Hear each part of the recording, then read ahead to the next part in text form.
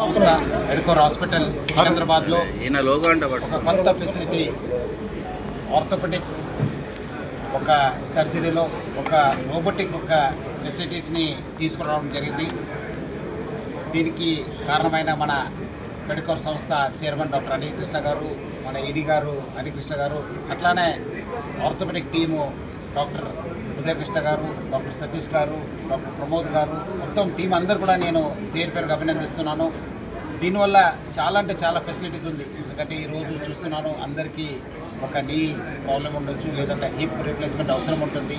So అలాంటి ఒక సర్జరీలో ఒక గ్రేటర్ ప్రిసిషన్ ఉంటుంది. చాలా అంటే చాలా ప్రిసిషన్తోనే వాళ్ళు ఒక ఈ ఆపరేషన్ చేయడం జరుగుతుంది. అట్లానే ఫాస్ట్గా చేయడం జరుగుతుంది. ప్లస్ రికవరీ కూడా బాగా ఫాస్ట్గా ఉంటుంది. ఎందుకంటే అంతకుముందు మనము హాస్పిటల్లో 4-5 రోజులు ఫిజియో చేయించుకోవాలి, డాక్టర్స్ కేర్లో ఉండాలి, నర్సెస్ కేర్లో ఉండాలి, ప్లస్ అటెండెన్స్ కూడా ఇబ్బంది ఉండేది. అదంతా ఈరోజు ఈ ఒక ఫెసిలిటీ ద్వారా దూరం అయిపోతున్నారు. దానికి ఈ ఒక టీం అందరూ కూడా పేరుగా అభినందిస్తున్నాను. ఇది ఒక గ్రేట్ ఇనిషియేటివ్.